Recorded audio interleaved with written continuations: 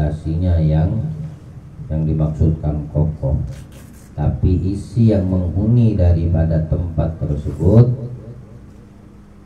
harus di dalamnya ada soleh dan solehah, suaminya soleh, istrinya solehah. Tapi yang memiliki peranan paling besar, kenapa wanita yang solehah sebagai tiang rumah? Karena dia paling sering di dalam. Dialah yang menjaga, dia yang menunggu, dia yang menghuninya. Adapun suami lebih banyak di luar dengan kewajibannya di dalam mencari nafkah dan lain sebagainya. Jika wanita solehah ada di dalam rumah, maka kebahagiaan daripada rumah tangga tersebut senantiasa dianugerahkan Allah. Ketika ada orang bertanya kenapa rumah tanggaku banyak sekali permasalahan, maka jawabannya sendiri ada pada dirinya. Termasukkah kamu soleh dan soleha atau sebaliknya? Ya. Kalau tidak pada diri istrimu soleha atau dirimu soleh, maka jadikanlah dirimu soleh dan istrimu soleha.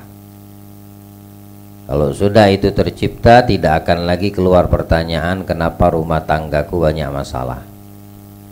Karena kebahagiaan dalam rumah tangga itu tidak bisa diukur dengan materi, nggak bisa diukur dengan kecantikan, ketampanan, tapi ketakwaan.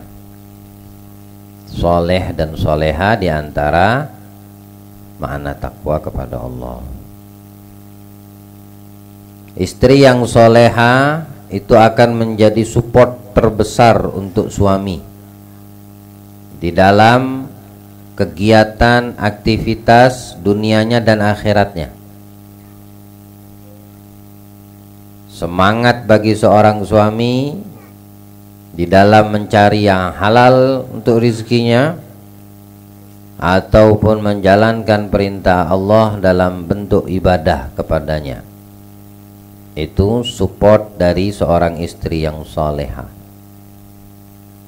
Nah, jadi kebahagiaan rumah tangga manusia itu berperan besar dimiliki, dipegang oleh seorang istri yang soleha. Saat suami ingin keluar, diantarnya keluar sampai pintu rumah. Istri berkata kepada suami, wahai suamiku, cari dan dapatkanlah rizki yang halal. Karena sungguh kalau seandainya yang haram kau bawa pulang, kami tidak akan menyentuhnya. Kami masih bisa bertahan dari rasa lapar, tapi tidak bisa menahan dari siksa api neraka. Itu ucapan istri yang soleha saat suaminya mau mencari nafkah keluar. Nah, kalau sudah istrinya seperti itu, maka beruntunglah seorang suami. Kenapa? Belum dia dapatkan surga di akhirat, bidadarinya Allah udah dapetin dulu baginya di kehidupan dunia. Ciptakan itu pada rumah tangga kita. Semua itu kita yang menciptakannya, mengatur, mendidik, membimbing, memberikan arahan. Jika istrimu sudah termasuk yang soleha, maka dia akan meningkat kesolehan dan ketakwaannya kepada Allah. Maka itu turunkan di dalam rumah tangga tersebut. Allah berikan pemahaman insya Allah. Namun sebaliknya, kalau wanita atau istri yang tinggal di rumah itu ingkar, bukan solehah. Apa lawan kata solehah? To, pakai to, bukan pakai so. Soleh lawannya toleh. Solehah lawannya toleha. Nah, kalau di dalam rumah itu istrinya toleha, Nah, kira mau ke sini, diayomi tangan kabur.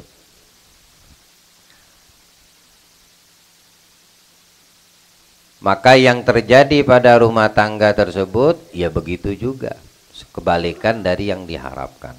Pertengkaran, emosi, egois, ribut, salah paham, kecil jadi gede, nggak ada dijadiin ada, nggak ada rasa syukur, selalu kurang, nggak pernah qanaah. Yang menyebabkan dia, yang menciptakan ya dia sendiri, bukan selain mereka. Nah, itu menjadi sebab bagi seorang suami serat dia punya. Tahu serat nggak?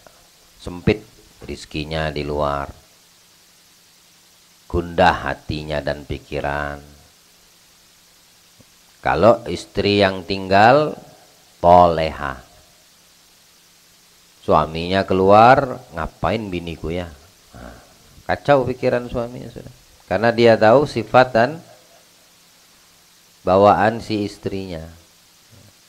Makanya kalau nyari bini kaum laki-laki yang betul-betul, ya, lihat bagaimana keluarganya, terus orangnya bagaimana, mintakan kemantapan kepada Allah. Kalau udah dapat, bersyukurlah dan bimbing, jaga, dibina.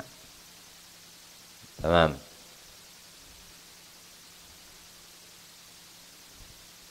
Menderita seorang suami kalau dapat istri yang tolehah ini. Itu tidak mau tahu keadaan, yang dia mau tahu cuma dirinya sendiri. Kalau dinasihati tidak mau terima.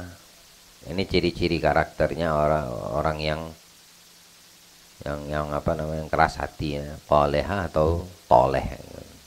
Nggak mau menerima kebenaran. Orang yang nggak mau menerima kebenaran itu seperti Allah firmankan dalam Al-Quran, dari kalangan dulu Bani Israel tuh.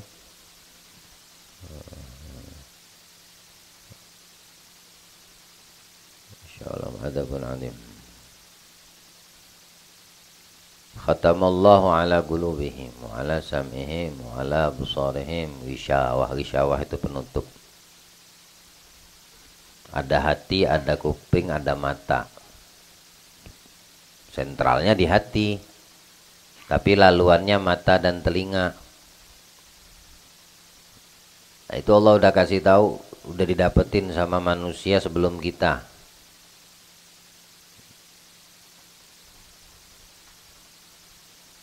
Disebab ya, Allah memberikan kepada mereka Bani Israel itu, kalangan Bani Israel, hatinya itu di khatam, dicap, tertutup batu,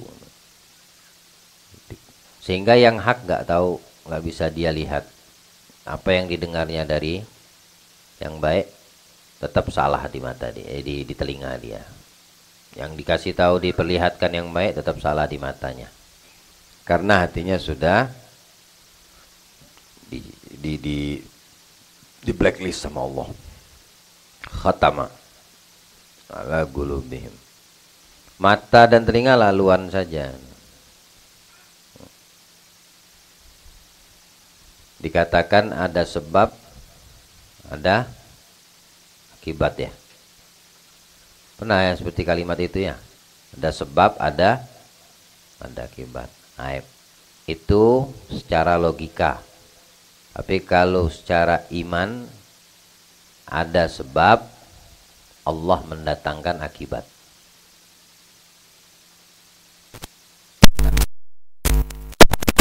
Ada sebab, Allah lah yang mendatangkan akibat. Nah, itu tidak bisa dikelola dengan akal logika. Imannya itu.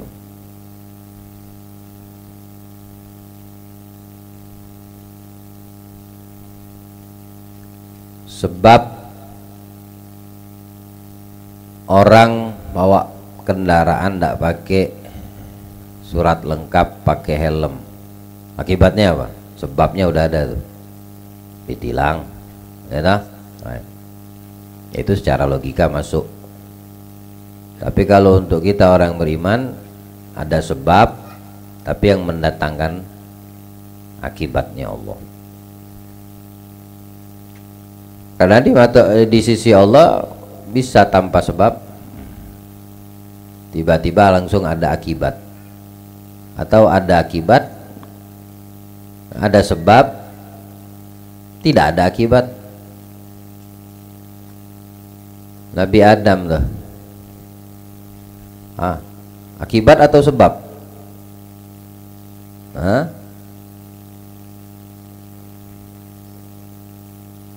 Nabi Adam diciptakan Allah tuh. Adam, Hawa, itu sebab akibat atau akibat aja? Akibat. Kalau saya dan Anda, ada sebab. Orang tua menikah, berhubungan badan, akibatnya lahir kita. Adam, Hawa, ada sebab? Mana ada sebab, langsung akibat. Nabi Isa, sebab akibat kah? Hebat. Akibat tuh bahasa kita. Kalau bahasa Arabnya tuh agabah. Akab itu setelah.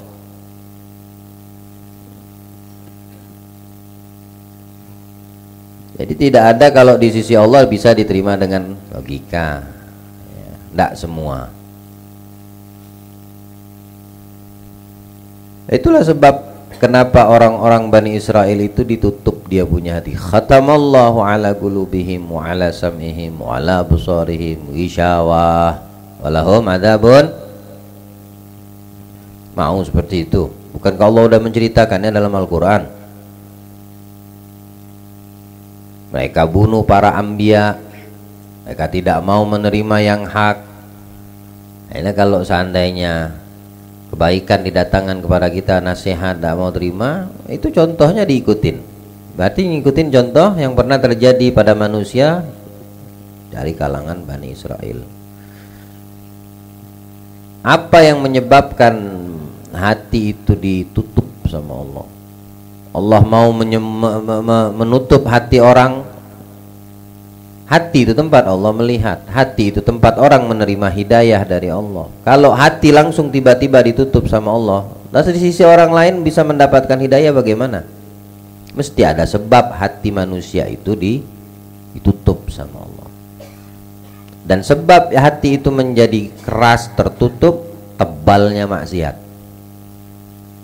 Kalau udah maksiat, pelanggaran kita kepada Allah, perintahnya yang wajib, larangannya masih tetap dilakukan, semakin teballah itu di dalam hati, lama-lama dia menutup. Kalau sudah hatinya tertutup, laluan mata dan telinga tidak ada membekas, walaupun itu dibacakan Al-Quran, hadis.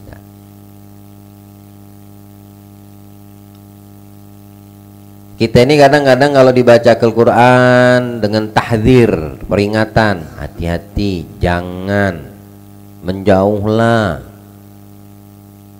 tak mempan. Dibacakan hadis Nabi Muhammad tentang tahdzir, peringatan, risikonya, konsekuensinya, tak mempan. Ya toh? Manusia itu kadang seperti itu.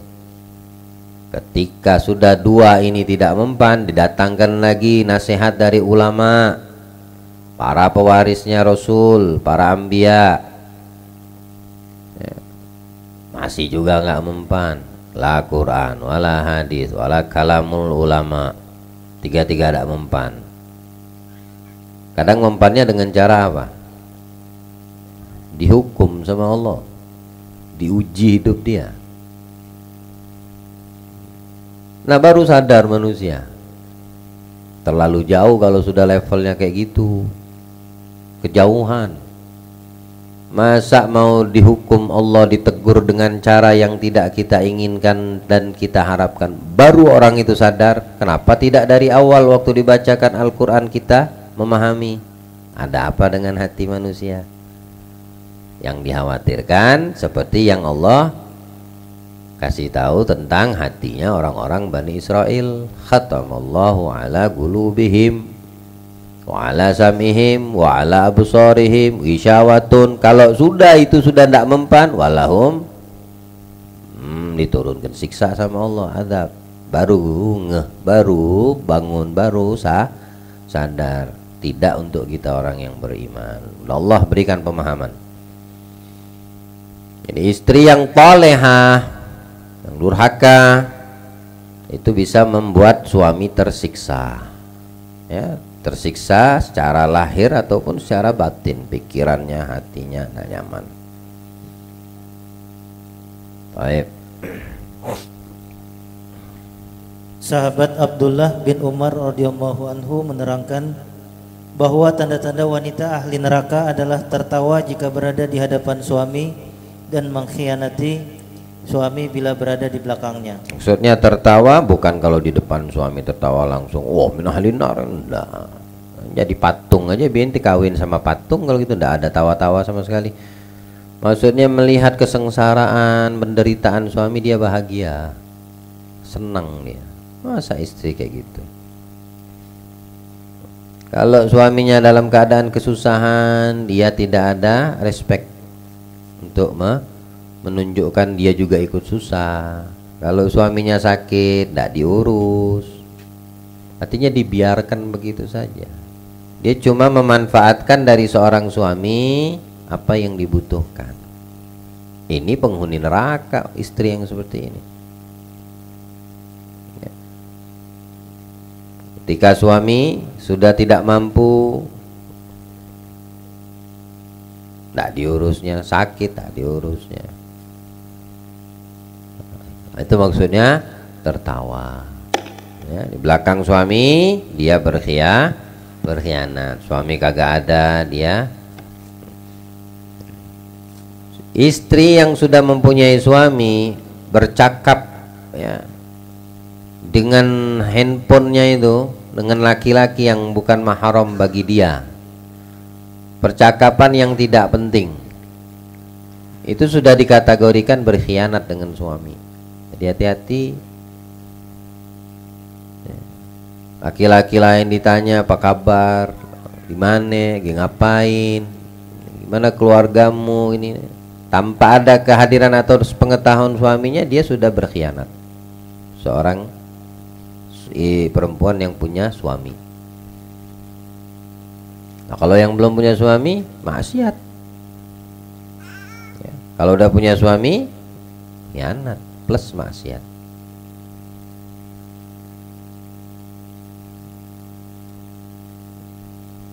Sampai kadang suaminya curiga sama istri HP-nya. Si istri juga curiga sama HP suami. Nah, terjadi enggak itu? Bahasanya privasi. Palak lu bau yang privasi. Kamu berdua tuh suami istri, kenapa pakai privasi dalam urusan pribadi aja? Kalian udah nggak ada privasi lagi. Kekurangan saling menutupi, saling melengkapi, bukan ditebar luaskan. Itu suami istri. Nah, itu yang bagus. Yang seperti itulah tuntunan dan bimbingan yang diinginkan oleh Islam. Jangan main-main bola tuh.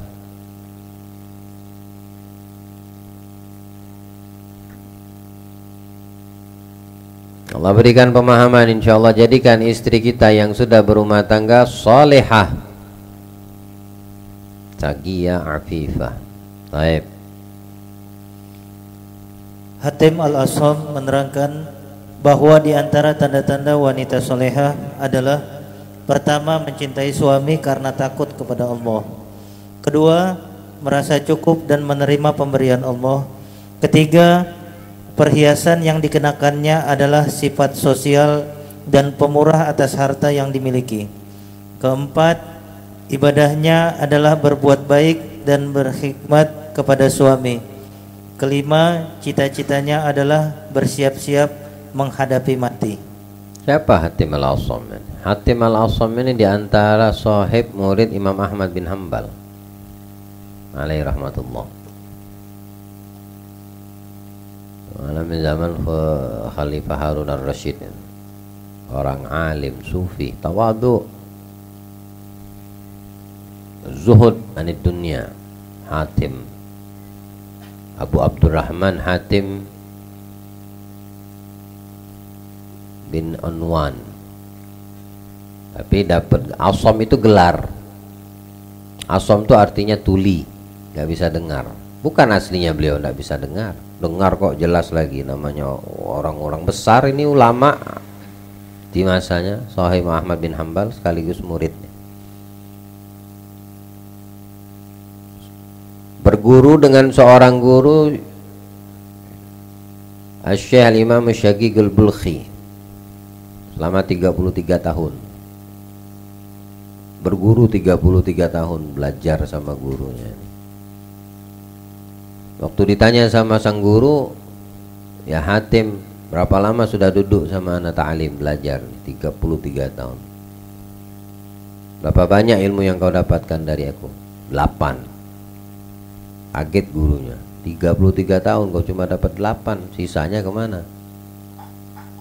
Memang seperti itu wahai guru, 8 dan tidak mau lebih, cuma 8 itu. Karena aku meyakini dari 8 itu keselamatan dunia dan akhiratku ada semua di situ, udah cukup. Datang seorang perempuan bertanya masalah hukum tanpa sengaja kentut perempuan tadi di depan Hatim Al-Asam. Hatim, beliau dengar, tapi untuk menutupi aibnya itu, malu perempuan itu, suaranya itu kedengaran suara kentutnya, ya. Untuk menutupi daripada rasa malu si perempuan ini, beliau bertanya langsung dengan suara yang agak keras kepada si perempuan yang bertanya ini. Kau tanya apa tadi? Coba-coba ulang. Padahal jaraknya dekat aja, ini nggak jauh. Bertanya masalah agama, kedengaran suara kentut, bukan disengaja. Langsung perempuan tadi itu menahan malunya. Untuk menutupi malunya, si perempuan ini langsung pura-pura tuli, pura-pura nggak terlalu mendengar. Maka si perempuan ini beranggapan, alhamdulillah nggak dengar dia kentutku. Nah, berarti beliau ini nggak dengar. Coba kau ulang lagi pertanyaannya. Diulangilah pertanyaannya. Coba agak keras dikit kalau ngomong. Berarti tidak ada dengar itu. Dari situlah digelar, dipanggil asom. Asom itu tidak mendengar. Bukan total ya. Apa kalau itu narungu ya? Bukan. Tapi harus dengan, kalau sekarang pakai alat bantu pendengaran tuh, baru jelas kedengarannya. Kalau tidak pakai alat itu tidak dengar. Dia tutupi malu perempuan ini bukan setelah dia keluar dari tempat tersebut, karena mereka tinggal satu negeri, satu kampung. Ditutupi seumur hidup perempuan itu sampai wafat aibnya. Aib perempuan yang kentut di depan tuh, seumur hidup perempuan itu sampai meninggal ditutupi sama Hatim Al-Asam. Berapa tahun? Ada yang mengatakan 15 tahun, ada yang mengatakan 20 tahun. Meninggal ini perempuan, sehat kembali. Artinya jelas pendengarannya. Bagaimana kita bisa buka aib orang? Tauladan tuh, kentut doang, 15 tahun ditutupi kekurangan perempuan itu oleh seorang yang dekat sama Allah. Lalu ada istri kadang menceritakan aib suaminya, atau sebaliknya suami menceritakan keadaan istrinya di luar sono. Maurum tidak punya akal ini orang. Atau mungkin dikatakan gila lebih pas dah, tidak punya akal, nggak waras. Nggak boleh menceritakan kekurangan pasangan itu kepada siapapun, tutupi, hatta kepada orang tuamu, apalagi bicarakan aib. Jangankan pasangan, orang di luar saja nggak kita kenal. Ketika kita tahu kekurangannya, wajib untuk kita tutupi. Yang dengan sebab itulah aib kekurangan kita nanti di hari kiamat ditutupi Allah. Maka tutupi kekurangan orang saudara kita, apalagi pasangan suami istri, ya. Dan jangan pernah istri bercerita kepada orang siapapun di luar, walaupun kau katakan itu tuh sahabat, besti, besto, bestek, bodoh amat, mau kalimat itu bisa diubah. Sebaik-baik tempat kamu curhat Tuhanmu, Allah. Kamu suami begitu juga.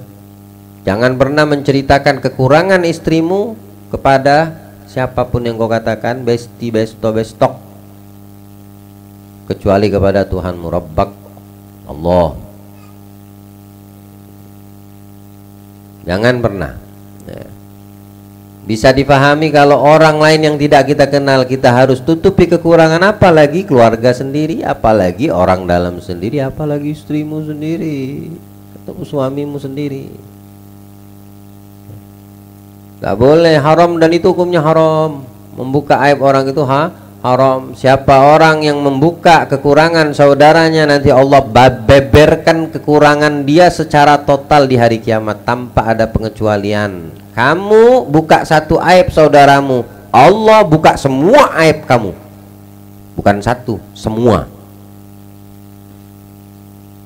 Hingga nanti gambarannya kata Nabi, orang-orang di mahsyar itu ketika aib dia, kekurangan dibuka sama Allah, gara-gara waktu di dunia dibuka aib orang lain, kekurangan orang lain, diceritakan kekurangan orang lain kepada orang yang tidak ada kepentingan, meleleh dia punya kulit seperti api itu, lilin tuh lah. Digambarkan seperti lilin itu kalau kena panas tuh lama-lama, ini badannya dari ujung kepala sampai ujung kaki seperti lilin tuh, meleleh, yakin, nahan malu, nggak kuat dia. Malunya itu membuat dirinya itu meleleh. Dan Allah bukakan semua, bukan satu, semua. Kita ini sudah banyak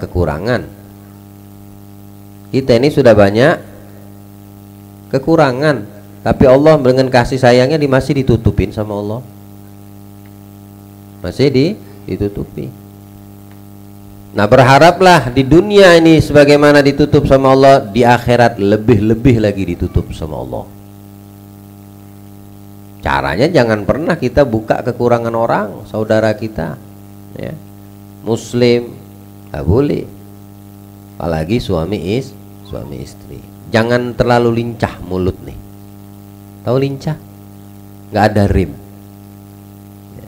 Apalagi khususnya perempuan-perempuan kalau sudah nongkrong, kalau sudah duduk sama-sama, nggak ada rim mulut tuh.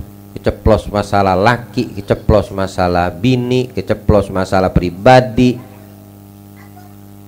Yang itu semua tidak mendatangkan manfaat. Wallah nggak mendatangkan manfaat. Yang ada dosa aja. Mendatangkan dosa itu. Dan mendatangkan kerugian untuk kamu yang nggak bisa jaga lisan pastinya. Andaikan bisa diubah dengan berzikir kepada Allah, lebih bermanfaat daripada membicarakan yang tidak penting. Kalau itu mubah, baiklah, nggak apa-apa. Mubah pun dibatasin. Kalau kelewatan, takutnya nanti kepada yang haram. Di dalam menjaga lisan ini. Afatnya dahsyat mulut ini. Semua anggota tubuh kita ketakutan dengan satu anggota, namanya mulut. Tanganmu paling takut sama mulut, matamu paling takut sama mulutmu, telingamu paling takut sama mulutmu, perutmu paling takut sama mulutmu, kemaluan paling takut sama mulutmu, kakimu paling takut sama mulutmu. Ketika bangun pagi, ini semua anggota tubuh berdoa kepada ya Allah, jadikan tu mulut terjaga. Jangan sampai dia membuka kekurangan kami, tangan, mata, perut, maluan, kaki. Padahal sama-sama satu jasad.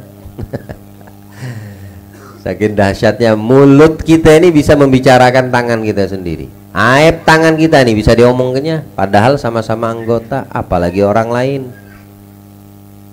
Ya, pahamin tuh. Ya, mulut dijaga.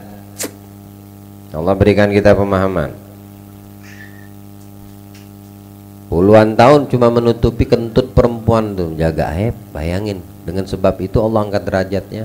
Kadang perkara yang sepele kita anggap sepele, maka kita disepelehkan sama Allah, padahal itu mulia dan tinggi kedudukannya. La ilaha illallah. 33 tahun 8 ilmu aja. Di antaranya pertama, apa kata gurunya, ditanya, apa yang 8 yang kau bisa jelaskan? Aku dapati semua manusia ini saling mencintai, saling mengasihi, saling menyayangi. Yang ku dapat, suami sayang istri, sayang ke anak, sebaliknya begitu pula. Suami sakit ditemani nama istri dan anak, atau sebaliknya begitu pula. Sampai meninggal ditemani, tapi ketika udah ditanam, ternyata ditinggal. Yang tadinya saling menyayangi.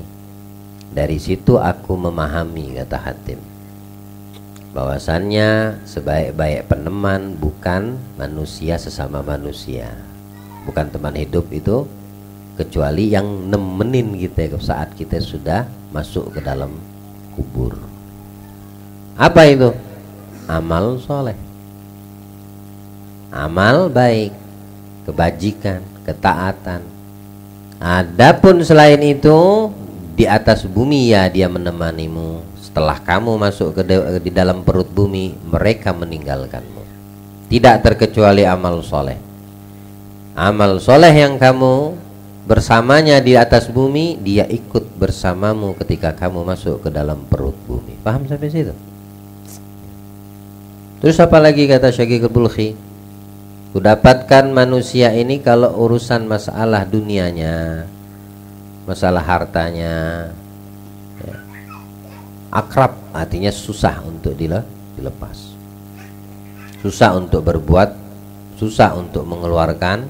Kalau perihalnya harta benda, kekayaan, duit yang berharga, kulihat seperti itu, kata. Sehingga ketika dipinta atau untuk mengeluarkan hartanya, dia pertahankan supaya tidak harta bendanya keluar.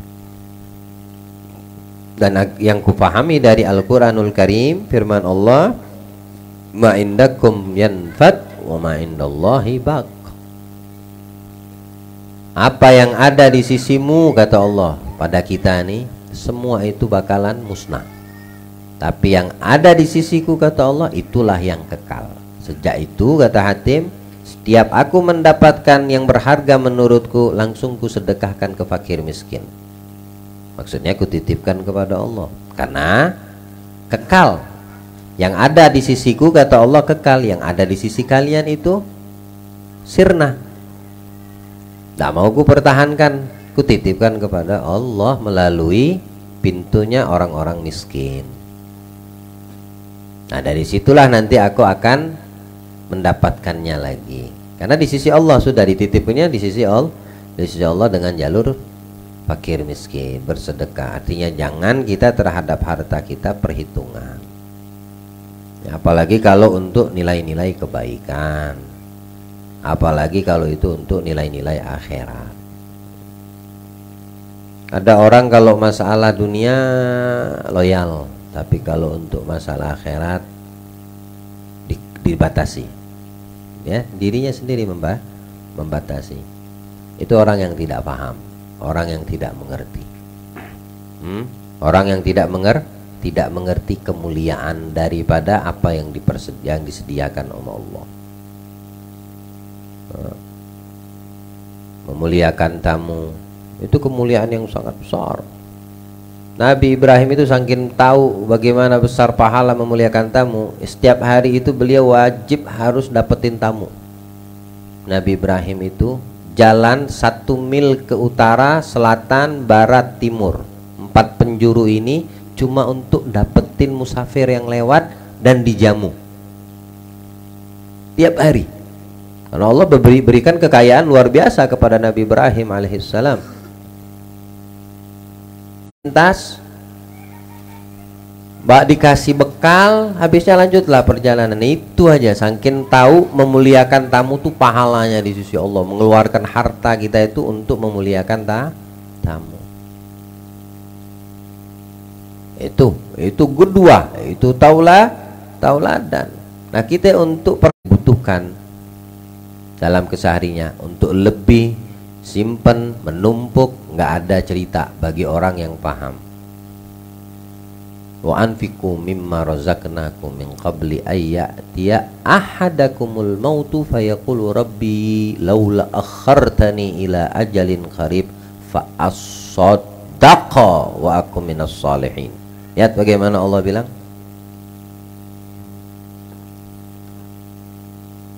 infakkan, kata Allah, keluarkan hartamu bukan untuk yang mubah, apalagi yang haram, bukan untuk yang cuma-cuma, untuk akhirat, untuk perkara akhirat yang ada keterkaitan denganku, yang ada urusannya, yang aku menerimanya, kata Allah. Karena kami yang memberikan rizki, dan aku tidak memerintahkan kalian, menganjurkan kalian mengeluarkan semua. Wa anfiqu mimma razaqnakum, dari apa yang kami rizkikan kepada sedikit yang kami berikan kepadamu, kalian keluarkan juga sedikit di jalanku. Bantu orang, muliakan tamu, mudahkan orang yang kesulitan dalam urusan harta benda, kah? Sebelum datang kepada kamu yang namanya mati. Di sini udah diingetin sama Allah. Nih kita ini kalau sudah ngos kalau divonis sama dokter umurmu sekian hari sekian bulan, nah baru deh kita mikir ketakutan, baru deh mau lakukan. Allah itu paling suka sama orang kaya, paling suka sama orang kaya dermawan. Cinta betul Allah. Paling cinta, lebih cinta lagi Allah kepada orang yang fakir dermawan. Udah fakir dermawan, Masya Allah. Kalau kaya dermawan, adi, biasa itu, memang sudah sepatutnya, duit banyak ya. Dan Allah paling benci sama orang kaya kikir. Paling dibenci lagi sama Allah orang miskin sombong. Allah itu paling cinta sama seorang yang tua taat. Orang yang sudah lanjut usia nih, orang yang udah tua-tua tapi ahli ibadahnya. Tapi paling cinta Allah dengan syabab, pemuda yang taat dan kuat ibadah. Yang masih muda kuat, paling dicintai Allah. Dan Allah paling benci sama pemuda yang males-malesan dalam ketaatan. Lebih dibenci lagi yang tua tapi suka masih bermaksiat. La ilaha illallah. Sebelum datang mati, ini Allah kasih anjuran, Allah kasih anjuran, fikum mimma razaqnakum min qabli ayyati.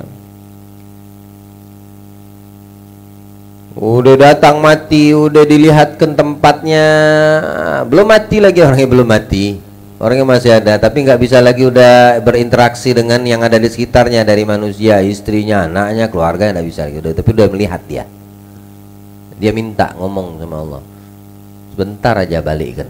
Maksudnya jangan diambil nih nyawa, hidupkan bentar aja. As-saddaqa, aku akan bersedekah. Lah kemana waktu masih sehat?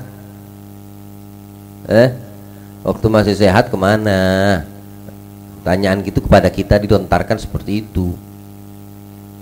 Mau ente sedekah secara share, mau ente sedekah secara terang-terangan, yang penting kau punya niat ikhlas, tujuannya Allah.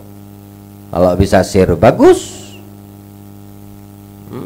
Yang penting upayakan semata lillahi ta'ala. Itu.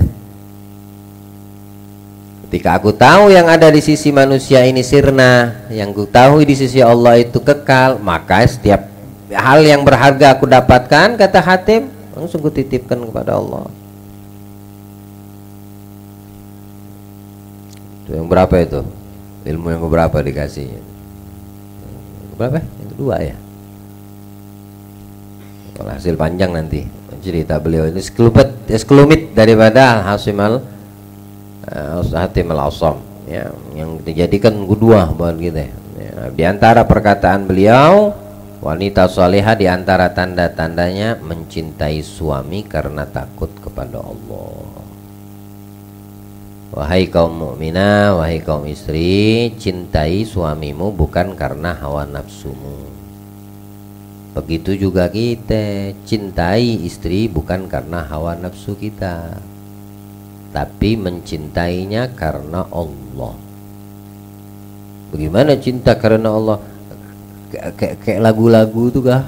Ada lagu-lagu apa itu? Ada tuh, saya pernah dengar tuh lagu apa itu, cinta karena Allah apa itu. Itu lagu ya, orang nyanyi, yang nyanyi tidak tahu betul apa enggak di dalam mempraktekkan bisa apa enggak mencintai karena Allah.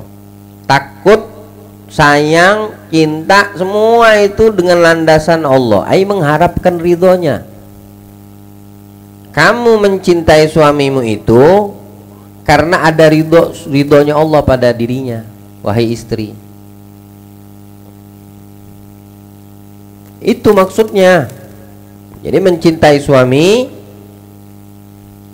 karena takut kepada Allah. Kalau bukan karena takut kepada Allah, yang nggak menutup kemungkinan berantem. Apalagi kalau istri jago taekwondo, sabuk hitam lagi, mampus kau. Kalau dia bukan karena dia takut kepada Allah, kamu ndak ada dia rasa takut. Jangankan kamu, 10 kamu dihantam sama kakinya. Tapi kalau dia si istri, walaupun dia juara internasional taekwondo, takutnya kepada Allah, tetap dia akan hormati suaminya. Kenapa? Ada batasan yang membuat dia tidak bisa semena-mena, semaunya dia. Dan batasan itulah yang mengangkat derajat dia dan masing-masing setiap hamba. Suami begitu juga. Bagaimana mencintai istri karena Allah? Bimbing dia, didik dia, kasih tahu dia mana halal, mana haram. Kasih tahu dia mana yang memuliakan dirinya, mana yang menghinakan dirinya. Hakata. Lalu merasa cukup dan menerima pemberian Allah. Istri yang baik nggak pernah dia minta kepada suami, kecuali kalau memang itu dia harus. Dia mengharuskan untuk itu pun tidak mau meminta, cuma memberitahu. Syukur-syukur suaminya paham. Wanita di Tarim, kaum istri di kota Tarim itu, kalau stok dapur habis, tidak pernah ngomong sama suami, bang beras habis. Wadah beras tuh ditaruh di depan pintu yang dilalui suaminya sering kali melewati. Wadah minyak goreng tuh ditaruh di mana suami lewat, sering kali suaminya lewat, ditaruh biar ngeliat suaminya, nggak mau minta. Itu wanita di Tarim tuh, istri-istri di kota Tarim itu seperti itu. Di mana yang sering dilewati sama pintu suami, pintu keluar masuk rumah tuh ditaruh jadi itu karung beras, wadah minyak, wadah garam kosong semua. Ngerti suaminya. Kan kayak kita ditaruh depan ini, kalau mau buang sampah kah, mau kubuang kah ini, illallah, ngerti kitanya ya. Istri kalau dalam urusan dia ndak pernah dia mau menyusahkan suaminya, meskipun dia pengen, dia selalu tahan, ndak mau. Saya pernah katakan, istri yang baik itu suami yang penasaran sama bininya. Itulah istri yang baik dalam perihal yang mubah, urusan dunia. Suaminya yang bertanya, sayang mau apa? Kau nih dari penikah sampai sekarang tidak pernah minta sama aku apapun ya, tidak pernah minta. Setahun, 2 tahun, 3 tahun, 4 tahun, 10 tahun, 20, tidak pernah kau minta apapun dariku, wahai istriku. Sampai aku penasaran, pengen apa? Tidak, anak cuma pengen ridhonya aja. Dijawab sama istrinya, la ilaha illallah. Baik betul istri kayak gitu, bagus betul istri kayak gitu. Ayolah minta, mumpung abang lagi ada rezeki nih, tabung aja bang, kita niatin buat haji kayak. Manfaatkan untuk kebaikan ya. Ya tapi sesekali lah pengen abang beli, kenapa? Ya beli emas batang aja yang 1 ton. Terakhir kau minta, nggak boleh lagi. Nggak lah maksudnya itu. Nah, istri yang baik itu ndak. Oh Sam ngakak, kenapa kau Sam? Ya. Nah, dia tidak pernah merepotkan, menyusahkan suami. Ya, dia selalu memiliki sifat qanaah, merasa cukup. Ya, kalau perihal masalah ini wajar, sesuatu yang wajar boleh diomongi, tapi yang menyangkut dirinya, kalau dia menjadi beban bagi suaminya dikatakan, maka si istri itu menahannya, tidak diucapkan, tidak minta dia. Beda kalau seandainya anaknya sakit, seperti kebutuhan, memang kebutuhan ya, dengan sebaik-baik penyampaian bakal dikatakan. Kalau orang-orang yang paham ya, tadi saya contohkan wanita di Tarim tidak langsung dengan mulut, barang yang kosong itu langsung dikasih biar suaminya beli.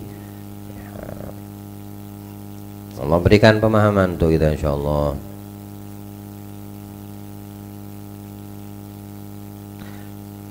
Ketiga, perhiasan yang dikenakannya sifatnya sosial pemurah. Atas harta yang dimiliki sederhana, ya sederhana. Ya mau pakai gelang, pakai cincin, nggak apa-apa, yang sederhana. Jangan terlalu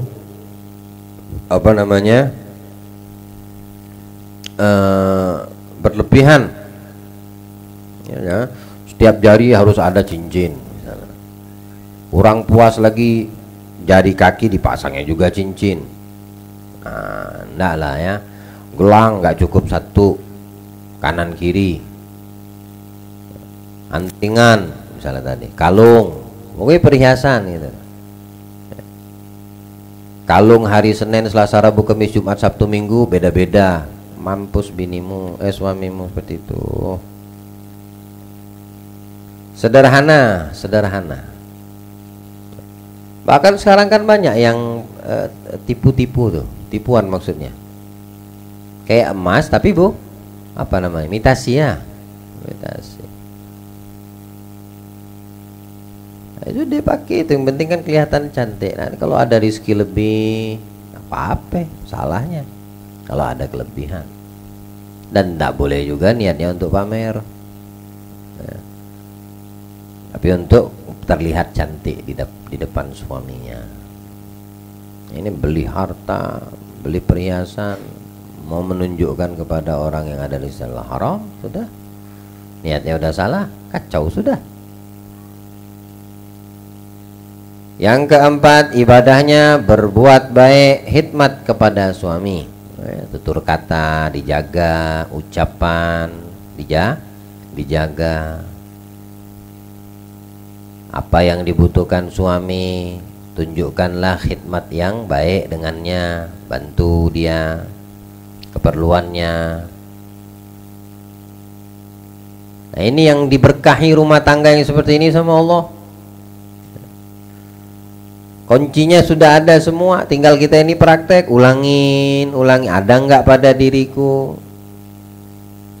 Kalau seandainya Syagigul Bulkhi bertanya kepada Hatim al-Assam, berapa tahun kau berguru denganku, belajar denganku, mengambil ilmu dariku? Dijawab beliau, 33 tahun wahai guru. Apa saja yang kau dapat? 8 ilmu. Sekarang kalau saya tanya, berapa lama kalian duduk di majelis ini dan berapa banyak ilmu yang kalian dapat? Dan berapa banyak yang sudah kalian amalkan? Allah berikan pemahaman insya Allah. Walaupun sedikit tapi kamu istiqomah mengamalkannya. Walaupun 1 yang kamu dapatkan tapi kamu berpegang teguh kepadanya. Bukan keluar masuk telinga. Sang guru kaget, 33 tahun cuma dapat 8, tapi betul-betul 8 yang menyelamatkannya dunianya dan akhiratnya. Oh kata Allah berikan kita pemahaman, Allah berikan keberkahan insya Allah.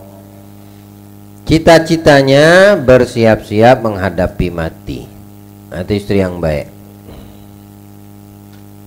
ketika bangun pagi, kebangun dari tidur tuh, ditanya sama syaitan,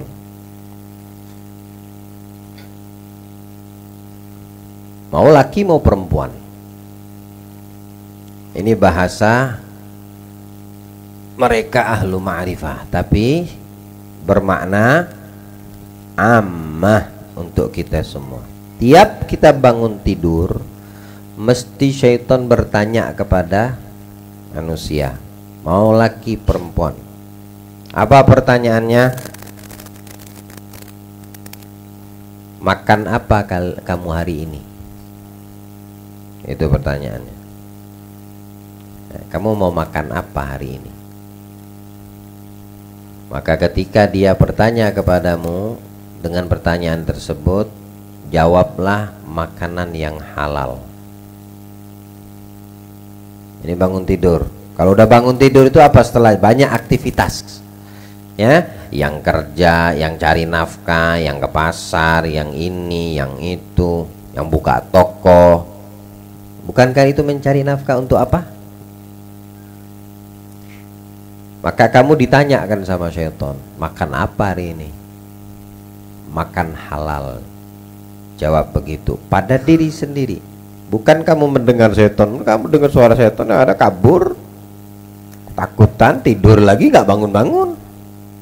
Itu pertanyaan dia. Yang kedua, kata syaitan, mau kemana kamu habis ini? Habis makan mau kemana? Maksudnya di pagi hari itu mau kemana? Maka jawablah, mau mencari ridho Allah. Dan pertanyaan terakhir, 1, 2 itu udah bikin muyek dia. Karena 1 itu, pertanyaan pertama dan kedua itu sudah bisa membuat selamat seorang hamba di dunianya. Sudah menjadi keselamatan, itu jaminan. Selama yang dicarinya, yang masuk ke dalam perutnya halal, makan, minum, kemudian keluar dia dari rumah tujuan mendapat ridho Allah, tidak ada celah buat iblis membuatnya tergelincir, karena tujuannya, niatnya sudah di orang yang kalau keluar niatnya mengharap ridho Allah, nggak mampu iblis mendekat, nggak mampu dia untuk membuat tergelincir, terpeleset itu orang nggak bisa. Cuma dengan niat harap ridho Allah, tapi betul-betul niatnya, bukan main-main, ya. Karena itu sudah jaminan keselamatan. Dia kasih pertanyaan yang ketiga terakhir. Kata iblis, habis itu mau kemana? Kamu mau pulang kemana? Kan udah keluar, terus mau kemana lagi? Pulangnya kemana? Maka jawablah, pulangnya aku ke kuburan. Kemana kita pulang setelah mendapatkan ridho Allah? Artinya apa? Ini filosofinya apa? Mencari makan yang halal. Kita hidup ini, keseharian hidup kita ini, kerja kita itu namanya mencari makan dengan pekerjaan. Di dalam menjalani aktivitas kehidupan dunia, tidak ada yang bisa menjamin kebahagiaan, keselamatan kecuali Allah ridho kepada manusia tersebut. Setelah semua